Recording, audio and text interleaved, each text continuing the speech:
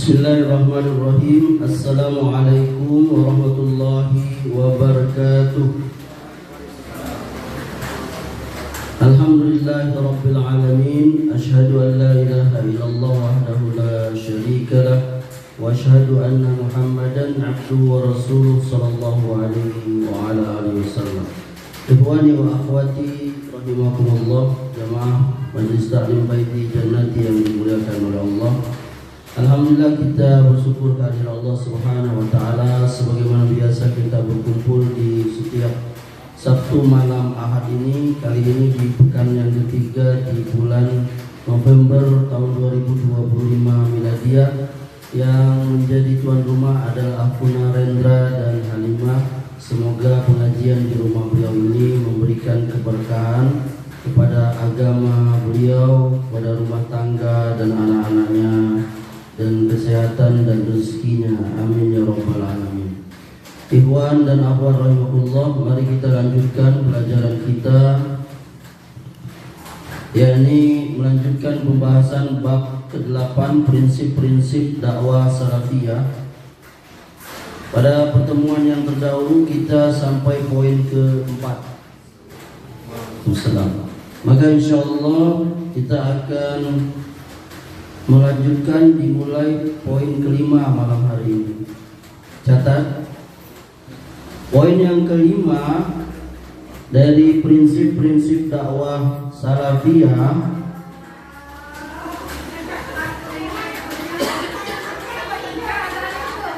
yakni prinsip yang ke-5 dari prinsip-prinsip dakwah salafiyah adalah berdakwah kepada ittiba'.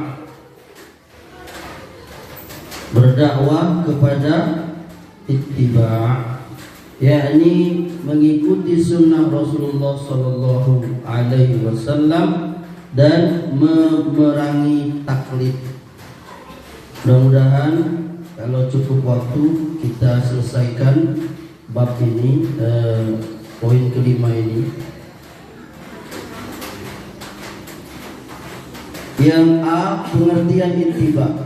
Menurut bahasa, ittiba ialah bentuk kata dasar atau masdar dari ittiba'a asy-syai'a wattabi'ahu, yaitu berjalan di belakangnya. Itu secara bahasa. Jadi ngikut, berjalan di belakang. Ini ada di kitab Lisanul Arab juz 1 halaman 13. Sedangkan menurut terminologi atau istilah, ittiba itu ialah sebagaimana yang didefinisikan oleh Imam Ahmad bin Hanbal rahimahullah. Ittiba ialah seseorang mengikuti apa yang dibawa oleh Nabi Shallallahu Alaihi Wasallam dan para sahabatnya.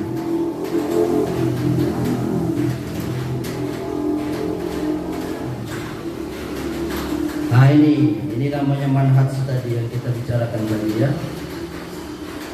Kemudian setelah itu diberikan pilihan untuk mengikuti pendapat tabi'in. Jadi kita salafiyun hanya menjadikan Rasulullah SAW sebagai panutan. Sebagai apa panutan? Sebagai wujud dari syahadat Muhammadur Rasulullah.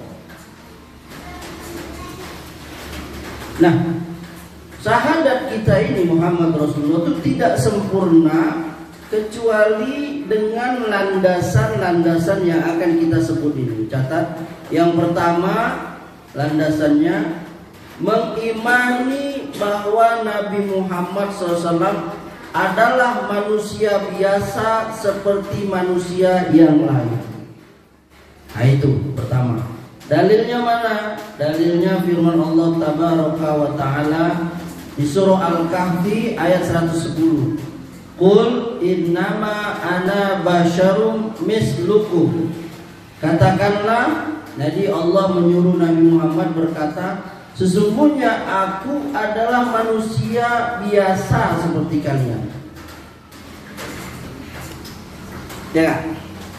Jadi kalau manusia biasa ada apa namanya? Keyakinan dari kita bisa mengikuti beliau, paham nggak? Kalau beliau superhero seperti yang kita tonton, nggak bisa kita ikuti. Misalnya Nabi bisa terbang ke sana sini, nggak bisa. Atau badannya keluar api kayak superhero yang apa? Fantastic berapa? Fantastic Four ya? Atau bisa melar, ya nggak bisa kita. Itu film. Tapi karena Nabi itu manusia biasa, nah ini kita bisa mengikuti beliau. Ya ini sebagai manusia ini. Yang kedua, sempurnanya syahadat kita itu landasannya kita mengimani bahwa Nabi Muhammad SAW dia tidak tahu perkara yang gaib.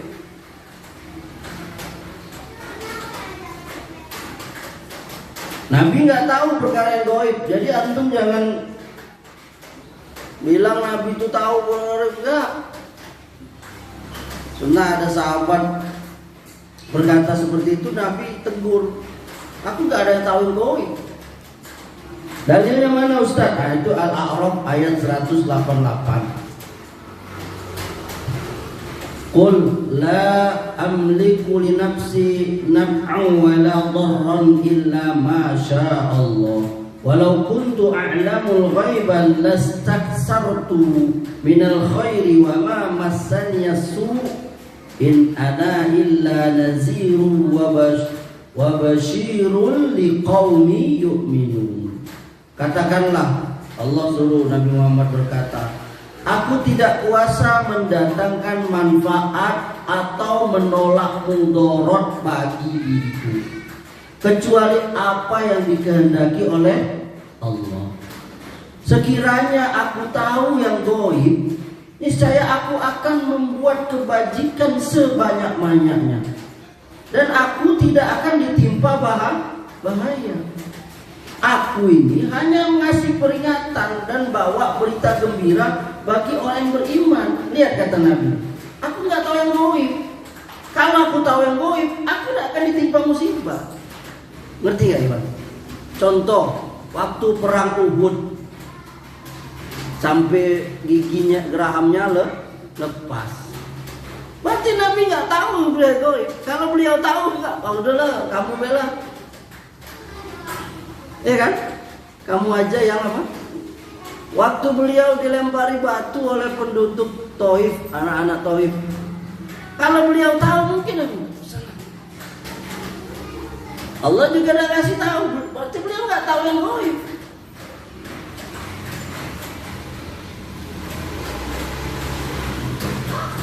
Tapi kalau beliau dikasih tahu oleh Allah, beliau kerjakan. Ini si Anu mau bunuh kau, pergi hijrah. Ingat nggak Nabi hijrah itu suruh gantikan tempat tidurnya siapa? Siapa? Ali. Kan dia mau dibunuh nanti malam itu. Siapa yang ngasih tahu? Allah. Yang ketiga, mengimani bahwa beliau sallallahu alaihi wasallam adalah penutup para nabi. Tidak ada lagi nabi sesudah beliau. Ayatnya kita hafal. Maka Muhammadun aba ahadil rijalikum walakin Rasulullah wa khataman nabiyyin wa kana Allahu bikulli syai'in alima. Muhammad itu bukanlah bapak dari seorang di antara kamu, tapi dia adalah utusan Allah dan penutup para nabi, dan Allah Maha mengetahui segala sesuatu. Al-Ahzab ayat 40. Di hadisnya Nabi bersabda, wa innahu sayakunu fi ummati kazzabuna thalathuna kulluhum naz'umu annahu nabiyyun wa ana khatamun nabiyyin la nabiyya ba'di. Sesungguhnya akan muncul di umatku pendusta yang mengaku jadi nabi, jumlahnya 30 orang. Di Indonesia ada berapa tuh kan? Kata para ulama 30 ini bukan pembatasan. Ya. Mereka semuanya mengaku jadi nabi. Kulluhum yas'umu annahu nabiyyun. Sedangkan aku penutup para nabi. Wa ana khatamun nabiyyin.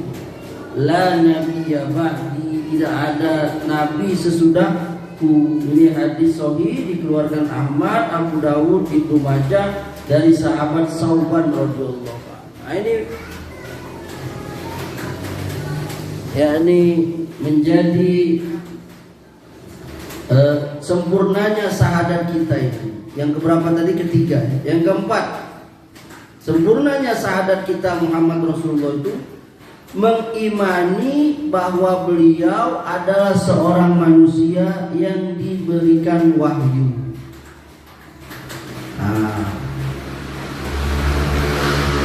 Dalilnya mana? Al-Kahfi ayat 110. Yuha ilayya annama ilahukum ilahu wahid. Aku Muhammad diberi wahyu bahwa sesungguhnya Rabbu adalah Rabb yang Maha Esa. Rinciannya begini, Pak. Nabi dikasih wahyu itu. Yakni yang pertama, bahwa Nabi SAW adalah penyampai wahyu dari Rohnya. Assalamualaikum. Silakan. Ya, adalah penyampai wahyu dari Rohnya. Dalilnya surah An-Nur ayat 54. Qul atiullah wa atiur rasul fa in tawallaw fa innama alaihi ma hummila wa alaikum ma hummiltum wa in tuti'uhu tahtadu wa ma 'ala rasul illa al-balaghul mubin.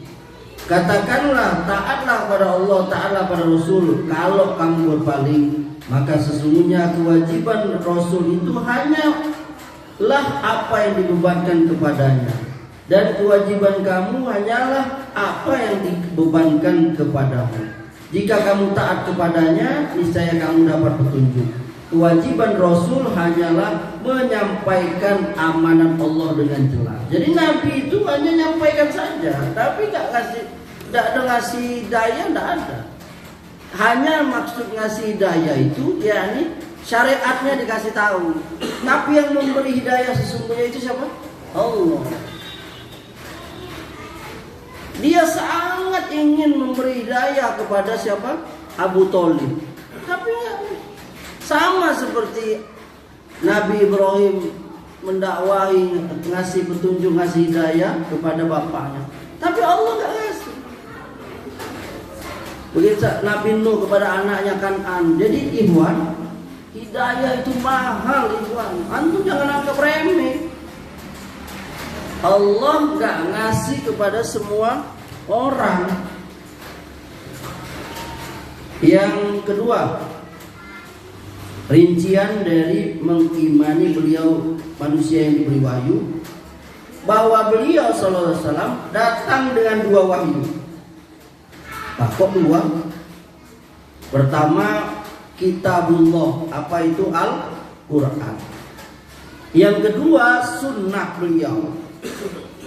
Sunnah beliau itu wahyu juga. Dalilnya mana Ustaz? Dalilnya An-Najm ayat 34. An-Najm itu surah berapa ya? Surah 53. Coba lihat. Wa ma yantiqu anil hawa in huwa illa wahyu yuha. Dan tidaklah yang diucapkan Muhammad itu menurut hawa nafsunya. Yang diucapkannya itu adalah wahyu yang diwahyukan kepadanya. Jadi wahyu itu juga dari yang dikatakan oleh Nabi itu sebenarnya juga wahyu dari Allah. Karena Nabi itu berkata, kalau soal agama ya, itu menurut wahyu dari Allah. Kalau masalah dunia itu dari beliau.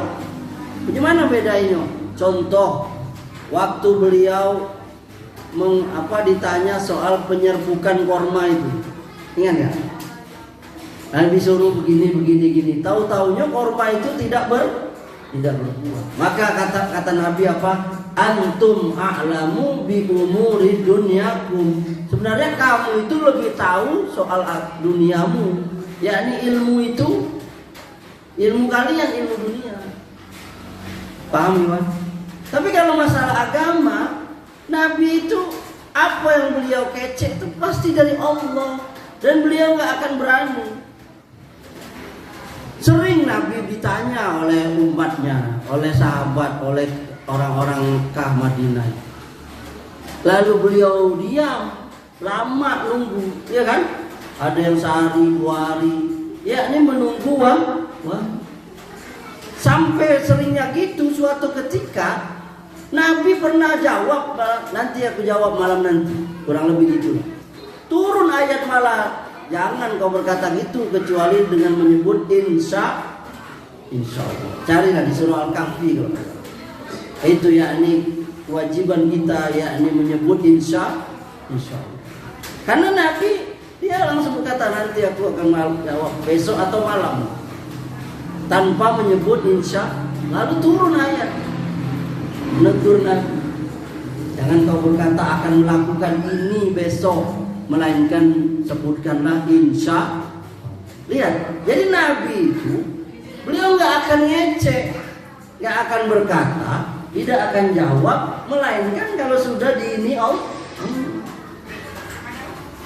Apa pelajarannya Ikhwan? Apa pelajarannya Ikhwan? Apa nih? Pelajarannya bagi kita apa?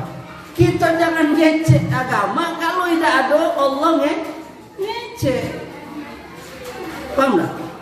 Jangan kita ngecek-ngecek. Kau dari mana Mri? Itu maksudnya. Nabi saja beliau nggak mau ngecek kecuali sudah apalagi kita. Nekat berarti kita ini. Paham kan Iwan? Itu kalau tahu. Oh tidak tahu.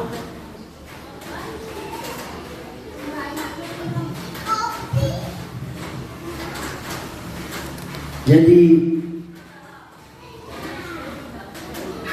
karena ini sifatnya umum, ayat ini sifatnya umum, maka di dalam Al-Quran terdapat ayat yang menafsirkannya dan menetapkan bahwa sunnah adalah wahyu dari Allah. Antum buka surah An-Nahl ayat 44. An-Nahl itu surah ke-16 ya. Wa anzalna ilaika dzikra litubayyana lin-nas ma nuzila ilaihim. Kata Allah, kami turunkan Al-Quran kepadamu agar engkau menerangkan kepada manusia apa yang telah diturunkan kepada mereka. Jadi maksud az-zikri di ayat ini yakni menjelaskan terhadap apa yang diturunkan kepada manusia, dan yang diturunkan kepada manusia itu Al-Quran.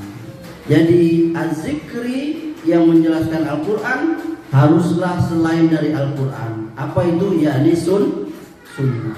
Bahkan kata Nabi, ala inni utitul kitab wa mislahu ma'ahu. Ketahuilah sesungguhnya aku diberi Quran, yakni kitab, dan yang sama sepertinya, yakni sunnah.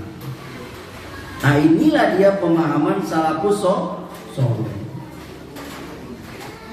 Bahkan kata seorang tabi'in yang namanya Hasan bin Atiyah rahimahullah, kana Jibril alaihi salam yanzilu ala Rasulullah sallam bisunnati kama yanzilu bil Qur'an, yu'allimuhu iyyaha kama yu'allimuhul Qur'an.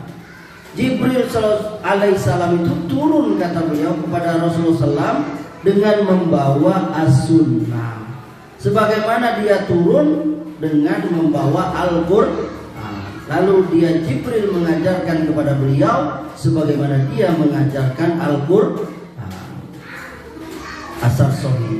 Jadi Kayak syariat sholat subuh 2 rakaat, sholat zuhur 4 rakaat, itu memang sabda Nabi, hadis. Tapi hakikinya itu Allah yang memberi wahyu. Paham kan?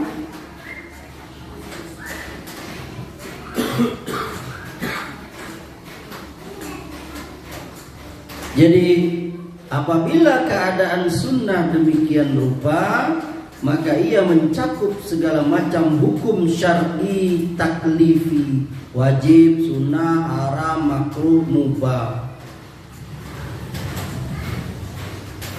Ya, jadi sebenarnya tidak seperti yang selama ini dipahami oleh kalangan akhir atau masyarakat umum, termasuk kita juga itu, bahwa maksud dari sunnah itu adalah sesuatu yang dianjurkan.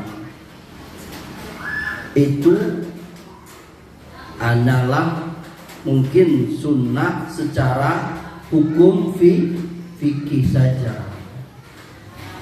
Tapi kalau secara hukum taklif, sunnah itu bisa ada yang wajib, ada yang sunnah, ada yang haram, ada yang makruh, ada yang mubah.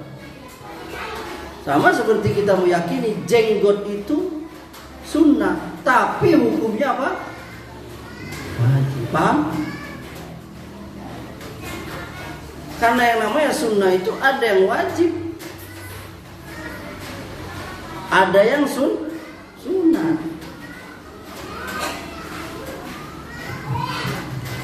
Tinggal penggunaan kata sunnahnya tuh di kapan, di mana, waktu kapan. Karena sunnah itu dia memiliki beberapa makna.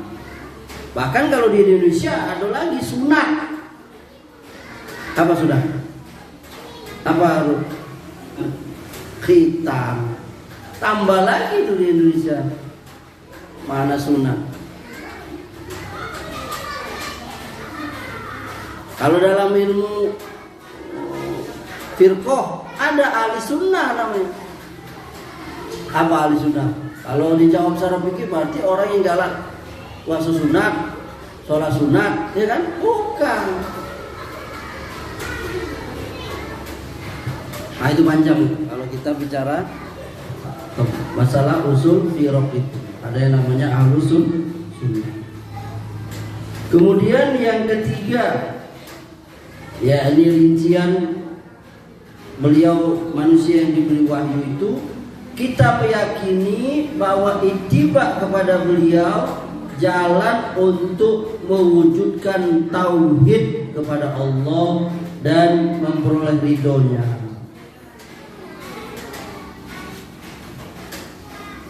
Ikhwan dan akhwat yang dimuliakan Allah, anak ingin bertanya kepada antum sesuai yang poin ketiga ini.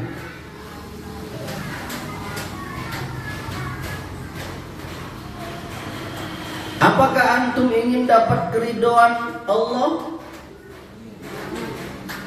Dikit ya ini jawab. Apakah antum ingin dapat keridhaan Allah? Mau, ana pun mau. Maka caranya adalah ittiba kepada beliau, ikut kepada beliau. Dalilnya mana? Surah Ali Imran ayat 31. Surah ketiga ayat 31. Baca Hairul.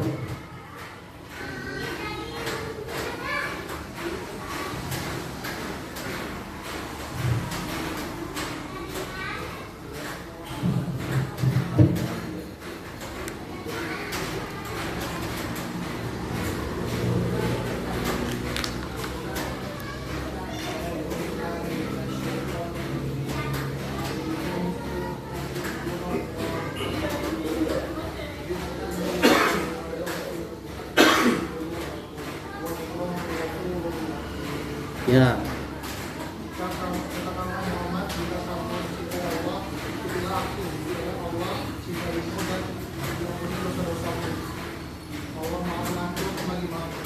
Nah, apakah ibu-ibu ingin dicintai oleh Allah? Ya. Apakah bapak-bapak, saudara-saudaraku, ibu sekalian ingin diampuni dosa-dosanya? Mau. maka ikutilah beliau sallallahu alaihi wasallam. Itu dalilnya itu. Qul in kuntum tuhibbunallah. Katakanlah Muhammad, kalau kamu cinta kepada Allah, fattabi'uni, ikutilah aku.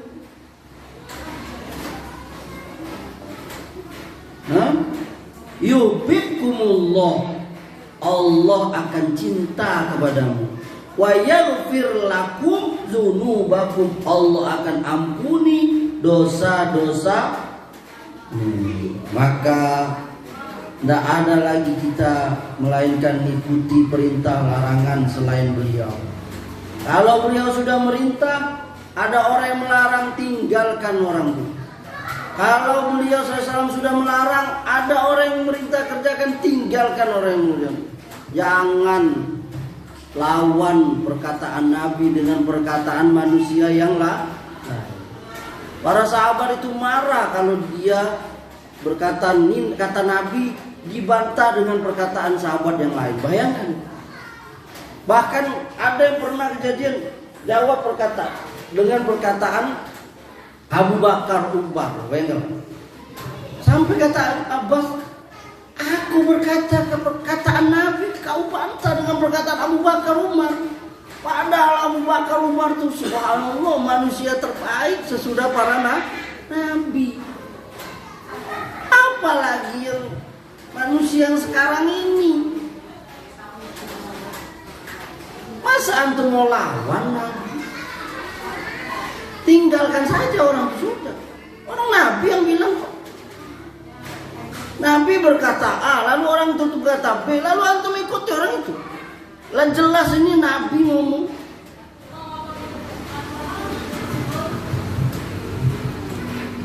Tidak boleh itu.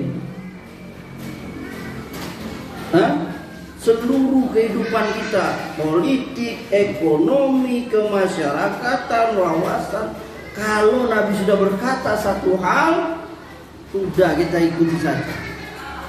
Tinggalkan orang yang lain yang menyelisih perkataan Nabi. Hatta orang tua, pernah kejadian orang sahabat itu, orang tuanya membantah Nabi, dia bunuh orang tua. Bayangkan, anak dia ukur kepada Nabi, menyelisih Nabi. Sampai Nabi pernah bertanya kepada Umar, ya Umar, siapakah orang yang engkau paling cintai? Kata Umar, engkau ya Rasulullah sesudah diriku sendiri. Kata Nabi, imanmu belum sempurna Umar sebelum kau mencintaiku melebihi cintamu kepada dirimu sendiri. Kata Umar, kalau begitu ya Rasulullah, ketahuilah ya Rasulullah, sejak saat ini aku mencintaimu melebihi cintaku kepada diriku sendiri. Maka para sahabat itu berlomba-lomba melindungi Nabi, mencintai Nabi. Sampai kalau Nabi melakukan apa, mereka ikut, gak banyak tanya. Nabi berkata Allah di langit, gak ada mereka protes-protes, ngapain Allah di langit, gak ada. Ya, gak kayak orang-orang sekarang ini. Allah sepertiga malam yang akhir turun, gak ada orang sahabat dulu nanya ngapain Allah turun. Enggak, beda dengan orang sekarang. Yang turun inilah, yang turun rahmatnya lah. Kalau yang turun rahmatnya, kesian banget rahmat tuh di atas langit sana, nggak sampai ke kita. Karena hadisnya itu, yakni Allah itu turun ke langit dunia. Dia tafsirkan, dia ubah itu menjadi rahmat Allah, bukan Allahnya turun, kata dia. Sahabat nggak pernah, padahal sahabat itu orang yang ngerti bahasa Arab. Ini bahasan ini, ya ini masalah asma dan sifat itu, ya ini sifat Allah. Salah satu sifat Allah itu, ya ini nuzul. Apa nuzul? Turun. Ya dalam hadis dikatakan, bahwa Allah Subhanahu wa taala setiap malam itu turun ke langit dunia secara hakiki. Maka dia mengampuni orang yang minta ampun kepadanya, dia mengabulkan orang yang berdoa kepadanya. Itu Ahlussunnah tuh gitu. Dia nggak sibuk mengkompromikan. Gimana ya kalau Allah turun, orang aras kosong dong, seperti kepala-kepala orang yang banyak subhatnya itu. Kenapa? Karena dia nyamain dengan kita. Kalau Amri ninggalin kursi ini, berarti kursi ini kosong. Itu kita. Ini Allah. Walam yakul lahu kufuwan ahad. Tidak ada yang sama dengan Allah. Laisa kamislihi sayun. Tidak ada yang serupa dengan Allah.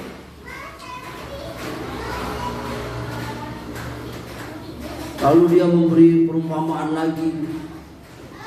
Kan dunia ini kan, bumi ini kan bulat. Kalau sepertiga malam yang ini siang, kan di situ siang nanti. Berarti Allah turun naik dong.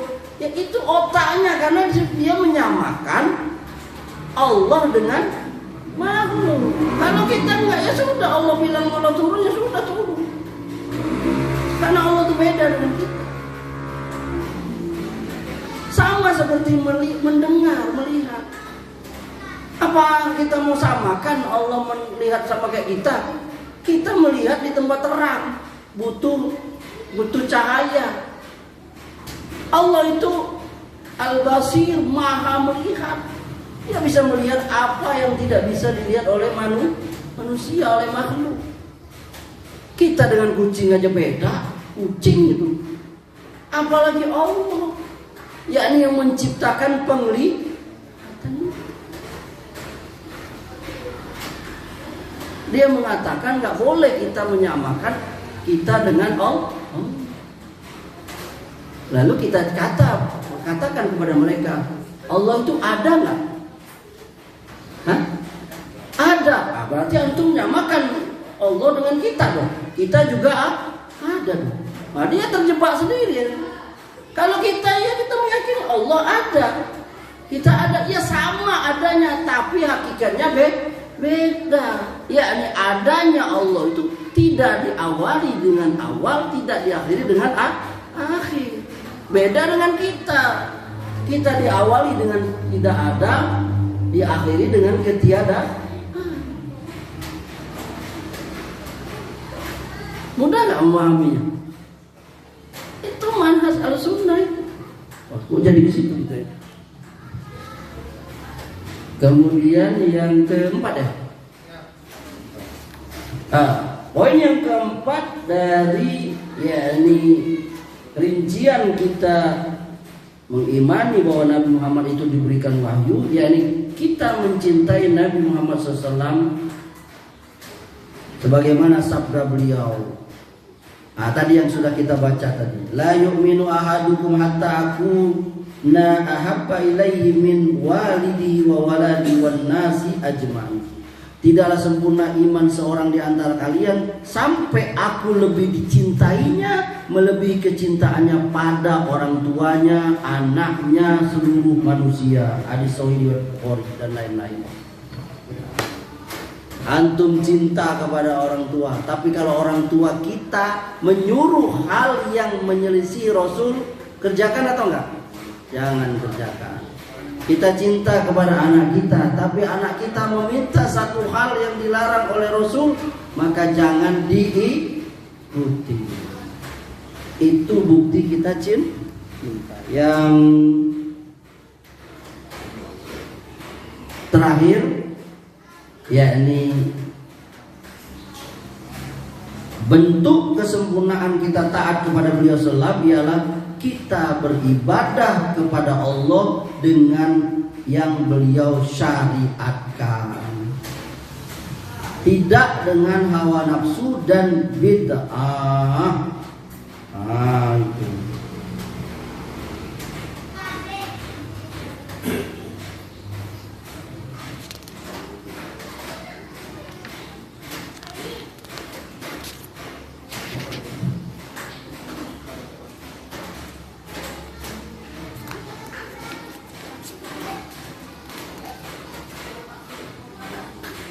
Walaupun manusia menganggapnya baik, setiap bid'ah itu tetaplah sesat. Kemudian itu yang A ya. Yakni yang B ya, yang A ya. Yang A tadi apa? Pengertian ittiba. Yang B kewajiban mentaati Rasul. Tadi dalilnya sudah dibaca tadi. Surah Al-Imran ayat 31. Tambah lagi Al-Hasr ayat 7. Wa ma atakumur rasul fakhuzuhu wa ma nahakum anhu fantahu. Apa yang diberikan Rasul kepadamu maka terimalah, dan apa yang dilarangnya bagimu maka tinggalkanlah. Ada seorang sahabat perempuan yang dia mengikir giginya, lalu dilarang oleh Nabi. Kata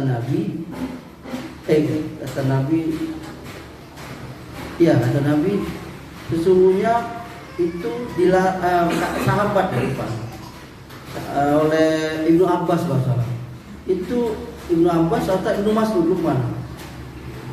Kata Ibnu Mas'ud, sesungguhnya itu ada di Al-Quran. yakni Allah melarang kamu mengikir perempuan, yakni mengikir gigi. Kata perempuan tadi, aku sudah baca Quran bolak-balik, tidak ada itu di Quran itu.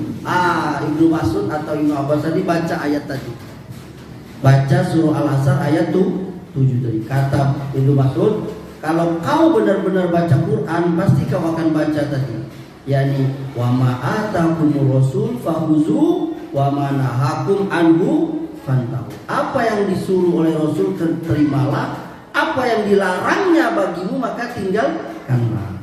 Nah, yakni mengikir gigi itu masuk dari bagian yang dilarang oleh Rasul. Lihat hujahnya sahabat itu hebat. Mereka berhujah dengan sesuatu yang umum di Quran, masuk semuanya.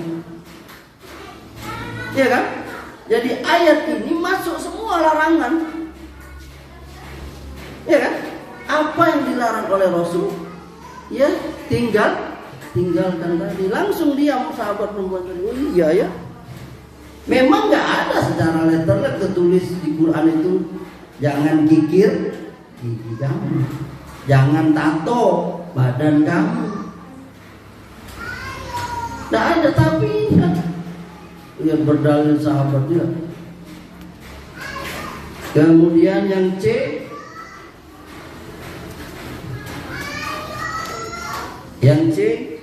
ancaman menentang perintah Rasul.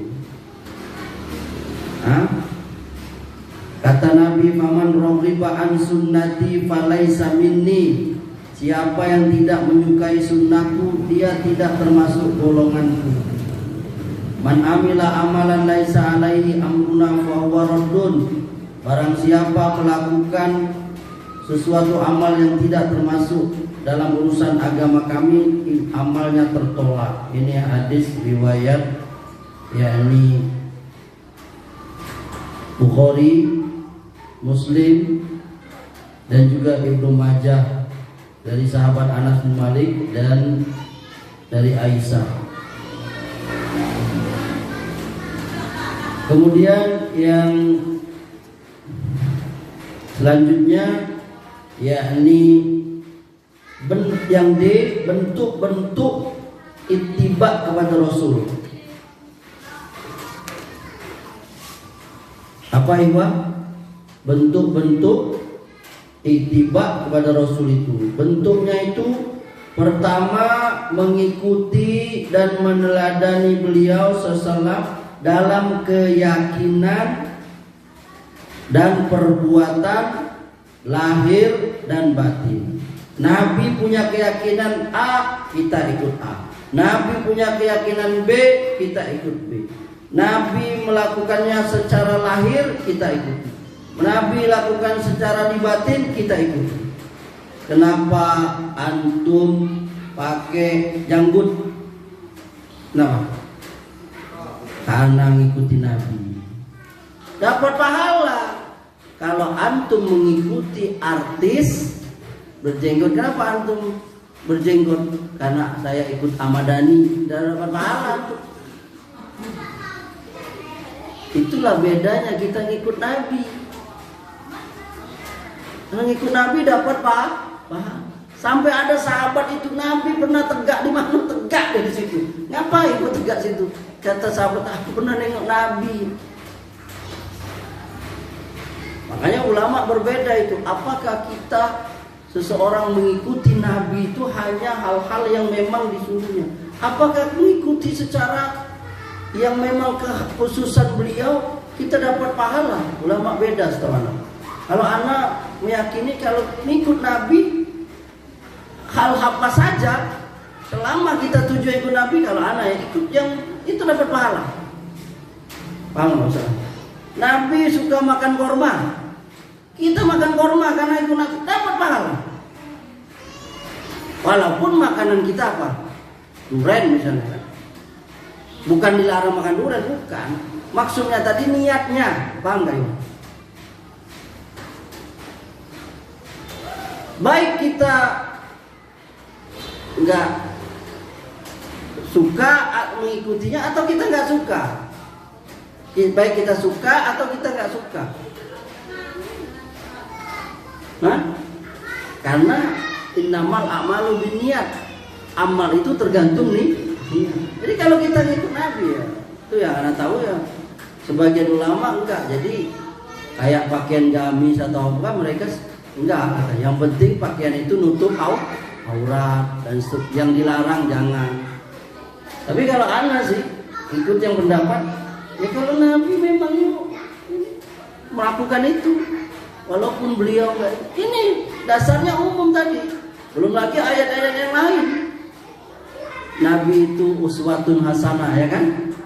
Laqad kana lakum fi Rasulillahi uswatun hasanah. Bayangkan sahabat tadi itu, Nabi tegak di mana ikuti. Apalagi kalau Nabi sudah memerintah, apalagi kalau Nabi sudah pasti kalau sudah dilarang dikerjoke, pasti terjadi sesuatu ikhwah. Antum ingat gak cerita yang kata Nabi, kamu malam ini duduk, jangan ada yang berdiri, nanti akan ada angin besar. Ada sahabat berdiri, terlempar dia, ditiup angin besar. Pasukan panah di perang Uhud, ingat perang Uhud yang kita kalah. Kata Nabi, kamu jaga situ. Di mana? 70 ya. Ya 70 orang pemanah. Jangan turun apapun yang terjadi sebelum aku suruh turun, kata Nabi. Jangan turun. Nengok sahabat sudah menang awalnya, ganimah rampasan perang dapat, mereka tergoda turun. Khalid bin Walid waktu itu belum lewat belakang motong kalah.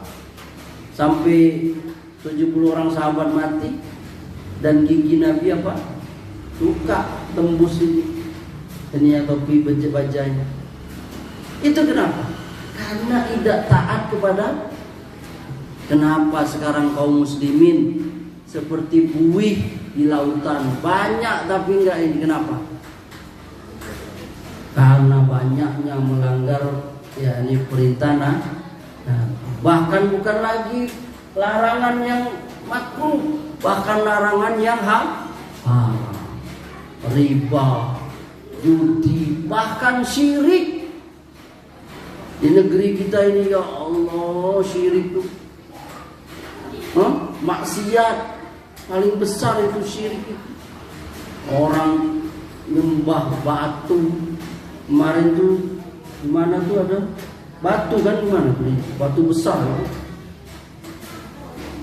Lupa ada tuh dikasih apa? Sesajen batu. Apalah bisa batu?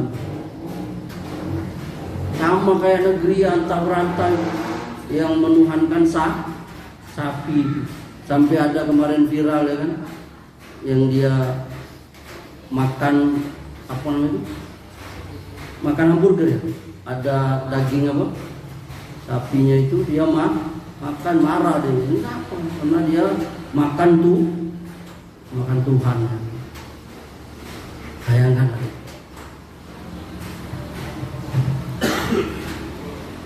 Kemudian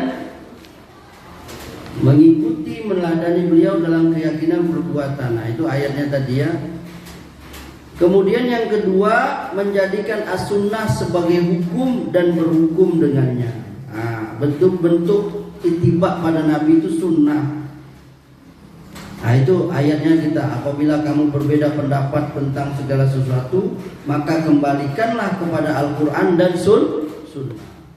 Antum berdebat sama antum, kawan antum bilang ini ada hadis ini, sudah antum gak usah lawan hadis Nabi, udah diam aja gitu udah. Jangan, wah ini kan tak usah. Begitu pula lawan kita kasih tahu ini, masa ini hadis Nabi kau bantah dengan perkataan kau, dengan perkataan sahabat aja nggak boleh kita bantah, apalagi perkataan kau. Jadi menjadikan sunnah itu sebagai hakim. Yang ketiga, ridho dengan hukum dan syariat Rasulullah SAW. Ya kan? Sebagian orang mungkin agak berat dia mau meninggikan celananya. Sebagian orang dia ridho. Ya nggak apa-apa lah. Orang bilang kebanjiran tinggi apa nggak masalah. Orang Rasulullah yang bilang kok, ya ini pakaian celana yang di bawah kaki itu tempatnya di neraka. Udah, biarin aja orang mau bilang apa. Sebagian akhwat dia menutup wajahnya karena ingin ikut bersunnah dengan bercadar, ya tidak apa-apa, karena dia menganggap itu sunnah. Yang keempat, berhenti pada batas-batas syariat dan tidak melanggarnya.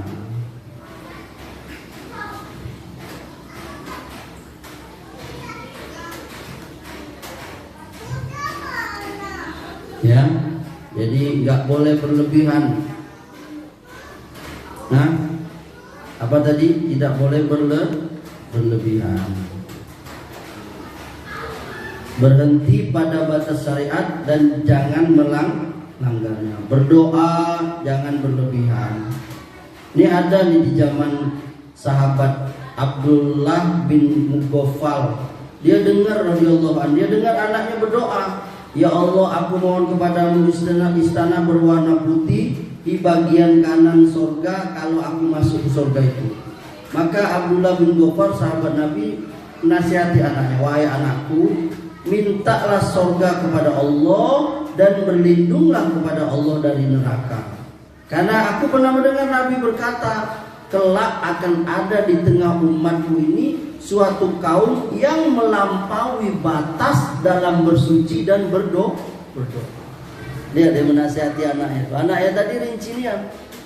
Mungkin kalau kita sekarang tuh anak itu, ya Allah berikanlah aku nanti di surga klaster sebelah kanan rumahnya warna merah putih sesuai dengan kota kami yang sekarang berubah jadi kota merah putih. Tolong tingkatnya tingkat 3, kamar aku yang bagian atas belah ngadap ke itu, ke pohon sidra itu.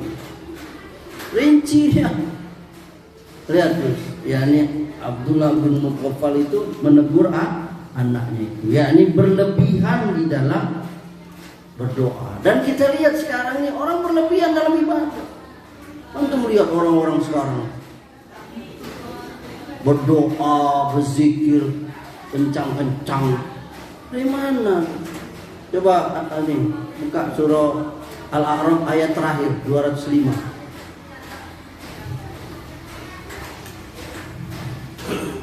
Tolong baca.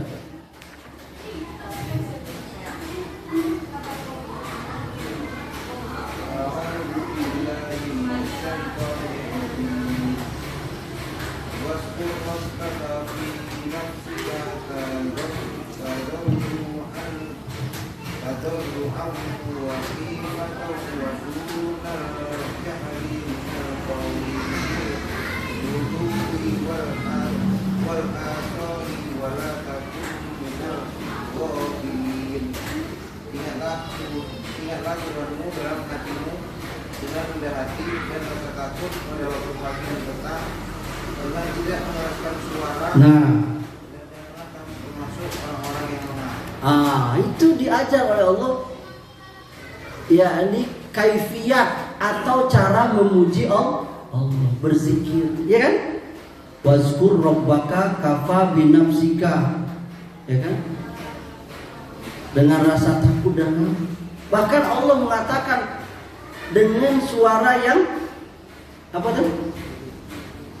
Di situ terjemahannya dengan tidak mengeraskan suara. Tidak keras itu berarti apa? Tidak keras itu apa? Berarti lembut, pelan. Subhanallah. Bukan. Jadi hukum asal zikir itu Iwan lembut, pelan. Dia zikir itu keras kalau ada disyariatkan. Misalnya apa? Azan. Misalnya apa? Talbiyah. Labbaik Allahumma labbaik. Nah, itu memang ada dikeraskan. Atau takbiran Allahu Akbar, Allah, itu dikencangkan. Tapi hukum asalnya itu pelan, itu aja tuh. Maka orang yang berzikir kencang-kencang, bersolawat kencang-kencang, itu berlebihan, itu gulu dalam beragama. Ada bab gulu. Bahkan sekarang nih orang lebih gila lagi gulunya, solawat sambil joget. Bahkan sekarang lebih gila lagi kori, itu lagi baca Quran diselimuti dengan duit. Ada yang dilempar duit.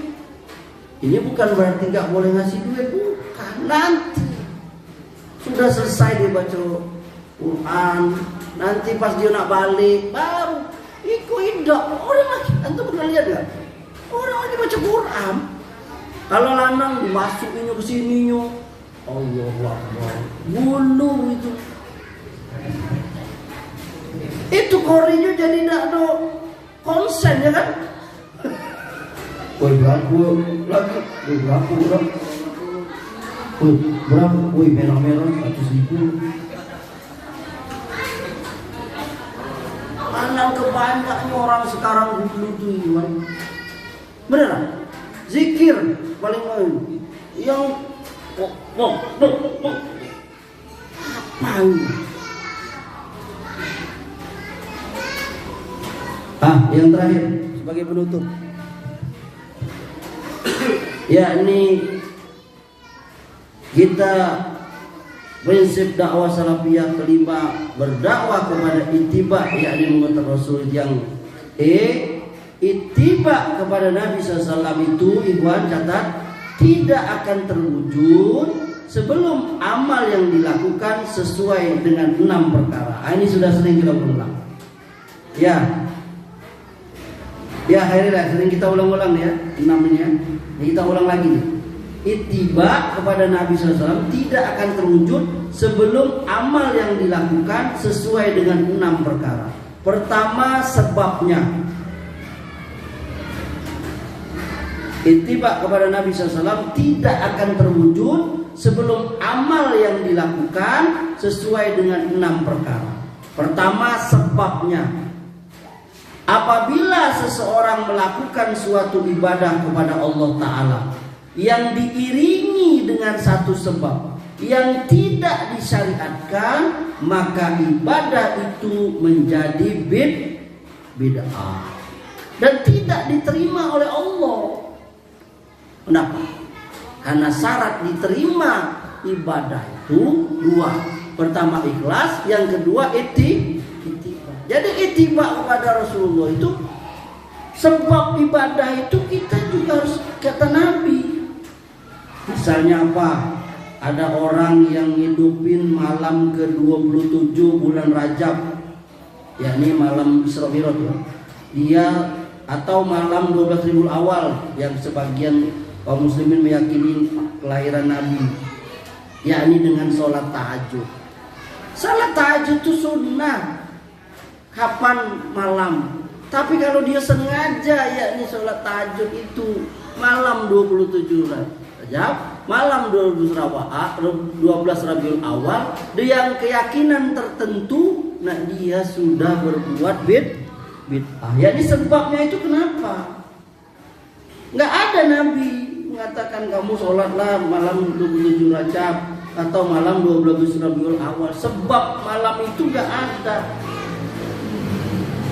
Sebabnya itu tidak ada.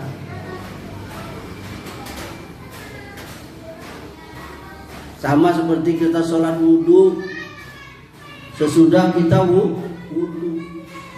Paham gak? Kenapa? Karena ada sunnah. Nggak ada sholat sunnah itu sesudah kita mandi, ada nggak? Yakni sengaja. Yang ada itu sesudah wudhu. Yang kedua jenisnya. Nah ini ittiba kepada Nabi SAW tidak akan terwujud sebelum amal yang dilakukan sesuai dengan 6 perkara. Perkara keduanya jenisnya. Suatu ibadah harus sesuai dengan syariat dari sisi jenisnya. Kalau seseorang beribadah pada Allah dengan suatu ibadah yang jenisnya tidak disyariatkan, maka ibadah itu tidak akan diterima oleh Allah. Misalnya seseorang berkorban dengan dengan kuda, atau orang berkorban dengan ayam, atau orang berkorban dengan burung. Dengan onta juga, tapi burung onta. Diterima enggak? Tidak diterima. Itu kan onta juga, Ustaz. Iya, tapi burung itu burung onta, bukan onta. Gedang, Ustaz. Tidak diterima.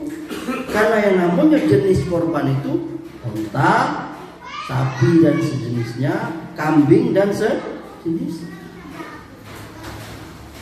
Walaupun ayam, satu kontainer, satu kapal lah, tidak diterima. Yang ketiga, kadarnya, jumlahnya. Jika ada orang yang menambah sholat fardu, maka ini bid'ah tertolak. Nah itu sudah paham mungkin. Sholat zuhur jadi 5, walaupun kan baik Ustaz. Kan rakaatnya jadi iya baik kata kamu. Yang keempat, kaifiatnya, caranya. Kenapa kita sholat diawali dengan takbiratul ihram? Karena Nabi gak boleh sholat itu diawali dengan sujud. Tahu-tahu langsung sujud. Kenapa batu tegak? Karena tata caranya bukan seperti itu. Yang kelima, waktunya. Ada orang haji di bulan apa? Rabiul Awal. Enggak ada orang haji itu bulan Dzulhijjah. Yang terakhir, yang keenam, tempatnya. Nah, kalau itikaf di mana, Ikhwan? Halo, itikaf di mana? Di masjid. Maka tidak boleh itikaf di hotel. Boleh tak? Kan enak di hotel di mana? Itikaf. Ada ini AC-nya, ada apanya? Karena yang namanya itikaf itu di mana? Di masjid. Jadi orang yang itikaf selain di masjid, itikafnya itu tidak sah. Apalagi itikaf di rumah. Sama orang seperti tawaf. Ada tawaf seperti di mana itu kan? Tawaf di pohon besar ya Allah. Mana ada tawaf itu di mana? Di Ka'bah Mekah sana, sekali muter. Maka tawaf yang di batu besar, di pohon besar, bid'ah. Tapi ada juga orang buat Ka'bah-Ka'bahan, Ustaz. Nah itu cuma untuk manasik. Itu latihan, nggak apa-apa itu. Memang dibuatnya mini apa nih? Miniatur Ka'bah itu banyak itu. Yang apa? Penyelenggara travel itu buat di masjidnya di mana. Memang sengaja supaya orang bisa manasik. Manasik itu artinya apa? Cara-cara haji, cara-cara umroh itu supaya benar. Bukan itu yang kita maksud. Jadi yang namanya ibadah tadi yakni terikat dengan 6 perkara. Coba ulangi Iwan, apa aja 6 itu? Supaya kita ulang-ulang. Sebab, terus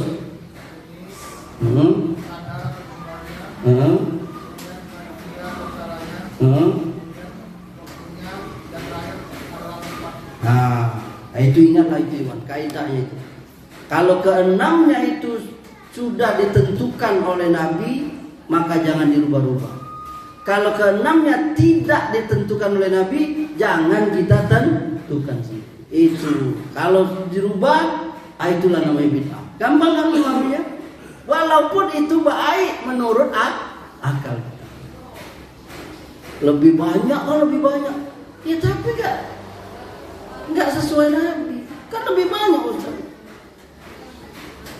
Karena sesuatu yang kita menurut baik itu belum tentu benar. Mudah-mudahan ini bermanfaat. Sudah 1 jam lewat 1 menit pengajian kita. Semoga Allah Subhanahu wa taala memberikan pemahaman, dan yang lebih daripada itu semoga Allah berikan kemampuan kepada kita untuk mengamalkannya. Wassallallahu ala nabiyyina Muhammadin wa ala alihi wasallam. Wa akhiru da'wana alhamdulillahirabbil alamin. Wabillahi taufiq wal hidayah. Wassalamualaikum warahmatullahi wabarakatuh.